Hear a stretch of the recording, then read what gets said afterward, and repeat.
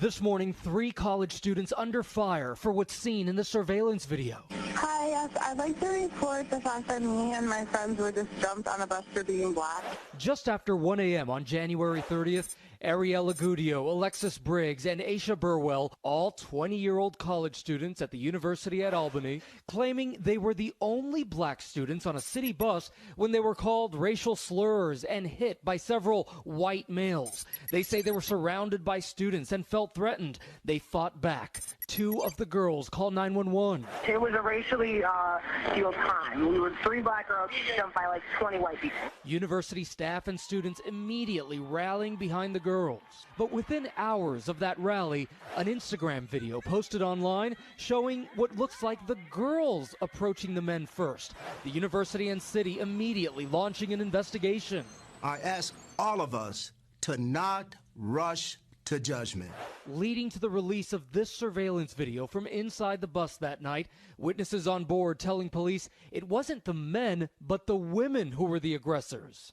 It definitely looks like it wasn't what the girl said it was that happened, and actually it looks like the opposite. But the girls maintain they are the victims. This week, all 3 girls in court pleading not guilty to charges of third-degree assault. Civil rights activists now concerned about what this case could mean for future racial crime. Oh boy, when are people going to learn? I'm not going to go into any introduction, man. This is starting to sicken me, right? And I think I'm going to label this video exposing the left's false and fake hate crime narrative. Because it's the idea like, yo, there's a conflict of interest with a lot of black folks, specifically minority groups, to claim victimhood. And you saw how proud they were of, oh, look, people rallying over a lie. You perpetrated an assault on a group of men, but because you happen to fit a certain narrative and you played into that. And I love the intro. The intro shows the perfect hypocrisy with the left, because they say here, oh, we shouldn't be rushing to judgment, but that's exactly what you did. You held a rally for this girl, these girls, these frauds. And even the worst part, these people weren't even tried for assault. It's on video, 4K, 1080p. No accountability whatsoever. And you're only going to incentivize more of these behaviors. And instead of addressing, hey, we should hold these women accountable, we don't want to set false precedent, it'll make it harder for people of real racial discrimination, real racial hate crimes to come out and come forward. No. We're going to sweep this under the rug, hope you forget about it, and this becomes Jussie Smollett 557.0. Like, I'm losing count of all the leftist hate crime. This is according to Tim Pool. And I agree with Tim Pool. I'm tired of this false hate crime narrative that's been going around, right? The biggest lie the legacy media makes is narratives, choosing what to write about and what not to write about. And here's a study. Here's not a study, but here's some facts here, right? Like we're going to go into it, right? I got my touch screen today. How bad is the bias in the media in favor of its own oppression narrative? This chart quantifies some of it. Unarmed white victims of police violence get only a tiny fraction of the news coverage that black ones do. Maybe that's 2 to 3% as much. Look at it. Look at this. White victims, 148. Black victims, 1622. Look at the disparities between the coverage. Same type of stuff happens. Oh, look, white people get killed by cops too. This is the mapping of police. This is a source, so you guys can set this for yourselves. Right? I have a touchscreen laptop, which makes it easier for me to do all this stuff. But look at the George Floyd one. They were making money off of this. Damn, look, over 100,000 impressions and stories created, right? To push a certain narrative.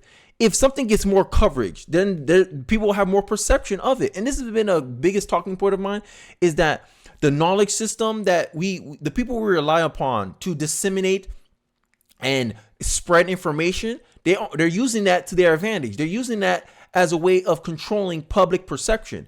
Public perception is when you hear police brutality, you think black people, when in reality, police brutality affects white people more. A perception. A large number of unarmed black men are being shot by police officers in the United States. Reality. 11 unarmed black men were fatally shot by cops in 2021. Was the true number surprising for you? If so, you are likely the victim of legacy media disinformation, and we need to call this ish out. Hey, look, if you're new to this channel, I have an article that I always highlight to expose this this evidence to back up my claim that the leftist media is the majority of journalists. Journalists are overwhelmingly Democrat. Journalists are overwhelmingly liberal. So therefore, I say media has a bias towards the left. Media has a bias to paint the left in a good light and paint the right in a negative light. Another example of this proving my my argument about the left's the journalists in the mainstream media's liberal bias is the coverage of Donald Trump. They don't call it down the middle like they say they do. Oh no, we are professionals. We don't let our bias get in the way of this. No, you're pretending to be unbiased. Sorry, you're biased. You're a biased actor. This is why the legacy media is being called propagandist. This is why legacy media is losing a lot of engagement, losing a lot of traffic, because everyone understands that you are partisan. You guys are partisan. This is the reality. I can't call things down the middle because you have your own bias. And the only way you can check one bias is to balance it out with another one. This is the reality. Some people are more biased than others, but the left has lost all credibility when it comes to this stuff. Because it shows. Look at the coverage. Look at the coverage. You give one hate crime over the other. When if you look at the stats, black on white crime is more prominent than white on black crime. Black on Asian crime is more prominent than white on Asian crime. If you look at the stats, black people perpetrate interracial crime more than any other group in America today. But what's the narrative? The narrative is white people. White supremacy is the biggest problem in our lives. Lie. Cap. But this is the narrative they push. And then they wonder why no one trusts the mainstream media. Where they're here going to YouTube. But YouTube, please, you got to push our videos on the algorithm. People are not organically going to our videos. So YouTube say, okay, we're going to cater the algorithm for authoritative sources. Authoritative sources that's pushing out disinformation. This is the funny part. The standards they want to put everyone else on, they themselves don't live by it. Here's another example. Right? A group of black teens beat a shy white girl named Dakota who was on the spectrum for no reason at a popular pier in Melbourne, Australia. The beating only stopped when a passerby interrupted them. The girls left with several injuries, hospitalizing her. Paramedics counted over 51 individual blows. What's worse is that after the beating, which they filmed, they uploaded it onto social media and sent it to her sister to make fun of her. Wow. The audacity of these people. This is privilege. Right? She's now too afraid to leave her house, and the police haven't arrested any of the attackers. Look what the comment section is saying. This is cruel. Elon Musk says something must be done about these attacks. Is this the case? Britain's police didn't arrest anyone, right? This is the meme saying, oh look, like black people own the media. There goes white supremacy, black privilege, the ability to break every law in the country and still remain the victim. This is what I'm talking about. Like when you give people special treatment. When you treat people differently because of the color of their skin, you create racial division and then sit back and pretend it's the right doing this. I'm tired of this gaslighting that the left like to participate in. This is insanity. Keep doing the same thing over and over and over again, and then you expect a different result. You expect a different outcome. We didn't learn the lessons from those in the past. When you treat people differently because of the color of their skin, you're going to get racial division. You're going to get race riots. God forbid white people decide to do their own version of a race riot. You'll be in trouble. Who owns most of the guns? Disproportionate, white or black? There's a reason why black people have a higher rate of crime. No one wants to talk about that. No one wants to talk about how black people victimize each other 5 times more than other groups victimize themselves. This is insanity. But anything to dodge accountability, anything to make it about someone else's fault. Right? And this is not something new. Conservatives have been kind of highlighting the idea that whenever the mainstream media get their their hate crime host wrong, they don't want to bring attention to it. They don't want to bring accountability to it. They let the lie spread faster than the truth. Don't rush to judgment, says the liberal, but as they rush to judgment. So I want to give us a fair reaction to why is some of the motives of a lot of these hate crimes and why people are so desperate to want these things to be true. Because it proves their oppressor narrative. It gives them more validation, confirmation. And it validates my point that a lot of liberals, Democrats, they don't look for the truth. They look for validation. They look for ways to affirm their rationalizations about things of why they should be in charge, why they should be in power, why you should do their way. And any story or any event that goes counter to what they want, they don't want to highlight it. They don't want to put it in front of you because the left don't care about truth. The left care about perception because they want to make their perception your reality.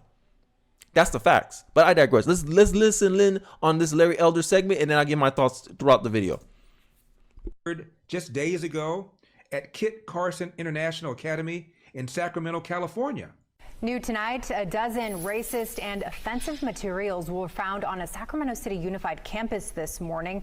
An investigation revealed 2 students are responsible, and now the district is responding to concerned parents. I got physically ill when I saw the depiction. Another racist incident on a Sacramento City Unified campus. Sorry, I was muted. And you'll notice how it's always in these Democrat deep blue districts where all these racist things happen. You realize that? I find it laughable. Like you want to try to make a case, oh, Democrat Party are solving racial division, racial problems, but the cities that are perpetrating these hate crimes the most are these Democratic cities. Chicago, Jussie Smollett, anyone? Now you got this thing in Sacramento. This video is 10 months old. And this video, the funny part is, this is how I know sometimes the algorithm is playing games. This video is from Larry Elder's personal YouTube channel. It only got 10,000 views. And this video was made 10 months ago. This is a problem. And these race hustlers don't understand it, because at the end of the day, these race hustlers need these things to be true because that's how they get money. That's how they get recognition. Their status, their whole infrastructure is dependent on this idea that the mass majority of people believe that we're still dealing with racial discrimination. We're still dealing with racism. Racism isn't the biggest issue in America right now. It's these ideologues from the political left who are trying to push this perception to continue getting their gravy train money from victimhood status. This is the reality. Victimhood is the biggest problem in America today. Let me know you disagree with me in the comment section. I'd like to hear it. But this is the truth. People who want to cry and say they are victims, and then they're trying to push narratives, and they're trying to create the situations. This is what we're facing now. Bad actors, frauds. That's what we're facing right now. I digress. Fake money printed out and distributed around Kit Carson International Academy featuring derogatory images. There was a portrait depicting some horrific impression of what an African American looks like. And there was language used as part of these N-word bucks that were very demeaning. As you heard in the newscast, a phony dollar bill containing bigoted slurs and racial imagery was discovered circulating at the school. School officials were outraged and launched an inquiry into what happened. They considered the act a hate crime targeting black students. The counterfeit currency, again, as you heard, contained a racist, anti-black caricature, the N-word, and a website that featured discriminatory language. Additionally, the fake money reportedly was to be used to purchase fried chicken and alcohol. Yeah, I laughed at that part. I was like, wow.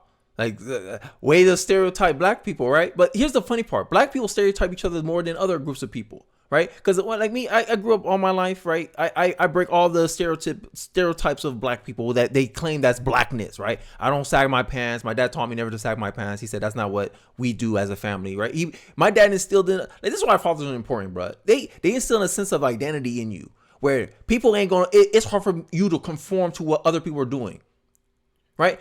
And the way I talk, you talk like a white person. I'm like, wait, so talking proper English is white? When did that become a thing? So being dumb and ignorant is black? You want to associate all the negative aspects of human behaviors with blackness? Is that what you're gonna tell me?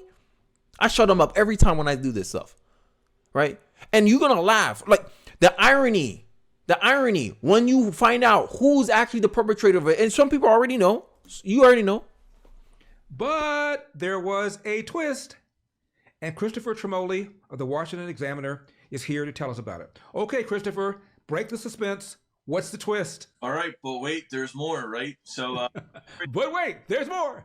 It turns out that the perpetrators who did this were not the racist white people that the authorities were leading everyone to believe, but it turned out there was 2 black students at the high school as well. Wow.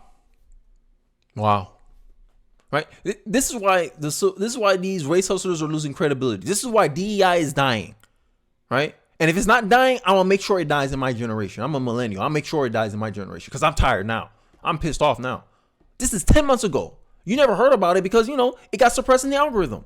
Only 10,000 views 10 months ago by Larry Elder, someone who has a way bigger following than I do. Craziness. That's how you know when the mainstream media get it wrong. They don't want they don't want that information to be exposed because it'll hurt their credibility. They lost all credibility. The black America, you gonna fall into the scenario of the boy who cried wolf. The black people who cried racism, because one day it's really gonna happen. It's really gonna be a thing, and it ain't gonna get as much attention as it's getting now. As well, there's 2 black students at the high school that did this, and it's just that part didn't really seem to get the widespread scrutiny or media attention. But the only thing that did kind of get the attention was that the racist incident did occur. What was their motive, Chris? And what, if anything, happened to them? They were suspended. And I've read different motives. Don't have a definitive on that. I read they were just trying to be funny.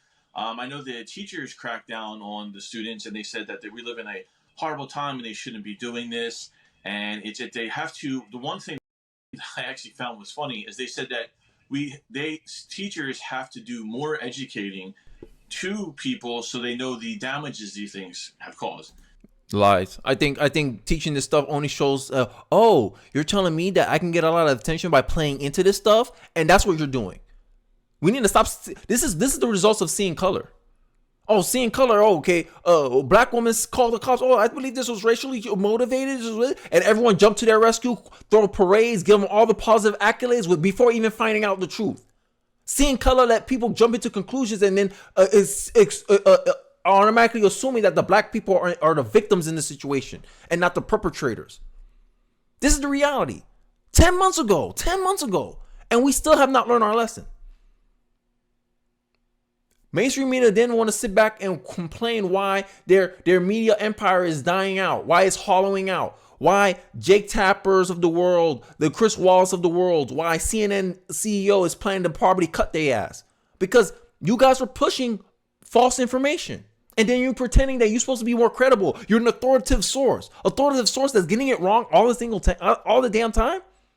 All these hate crimes, hoax, and you still have not done your due diligence. You still have not learned your lesson. Make it make sense. They want us to believe this stuff. They want us to believe this is a problem so they can continue getting ratings and pushing their worldview on us. To continue sitting here and thinking that America is such a racist country, such a bad country. And they'll just throw up stories that help validate their worldview. And then when the information comes out that it was actually false or it was actually the opposite, they're quiet on it. Make it make sense. I'm starting to get sick of this stuff. And my argument to that was, no more education, because your education has led to people doing things like this. And teachers, of course, will never see it that way. The left will never see it that way. But they're like, indoctrination and brainwashing of trying to create this perpetual victimization, and you're only celebrated, it seems, if you are a victim of something. That's the education that's going on. That's the environment and atmosphere that has led to this. I agree. They see the victimization as a quick way of getting attention and accolades. And I have to fact check myself. This video was made 10 months ago and it only had 5,000 views, 5,800 views. Exposing the hate crime host of the mainstream media, and Larry Elder, who has 200,000 subscribers, only got 5,000 views for this video. And this was made April 2023.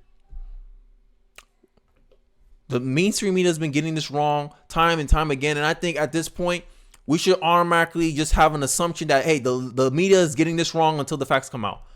There's no, I guess, validity to automatically assume, oh, this is the correct interpretation of events without the facts fully coming out. I agree. We shouldn't be jumping to conclusions. We shouldn't be jumping when we see a hate crime that happened to fit the left-wing media. Let's just assume it might be wrong. Let's wait on this. Let's hold our horses here. But the left never followed their own advice. And this is how they keep getting caught up in this false cycle. And then they wonder why no one trusts media. Why people trust Trump more than they trust the mainstream media. This is why. Instances like this. Because when you guys get it wrong, you don't want to highlight how you got it wrong. You don't want to lambast yourselves. You don't want to self-criticize yourself. But you expect white people and every other person to self-criticize. You expect conservatives to self-criticize. But liberals, Democrats, they don't need to self-criticize themselves. This is the hypocrisy. This is the double standard. And this is the folly. This is why you guys are losing. This is why people don't trust the left anymore. I don't trust the left. This is why I don't trust liberals. Because you see it as a game of, oh, I want you to think a certain way instead of telling me the truth. And here's why you take, and this is how you take it. having a common foundation in reality. It seemed like they live in imagination, but I digress. Let me know your thoughts about this in the comment section below. What do you guys think about this? Do you think that the left continues to bury themselves in a hole? Or do you believe that the left will never learn their lesson unless we give them a solid consequence? I wanted to hear your thoughts about this in the comment section below. Don't forget to like, comment, subscribe. I really do appreciate you guys watching to the end of the video, and I'll catch you guys on the next one. Peace.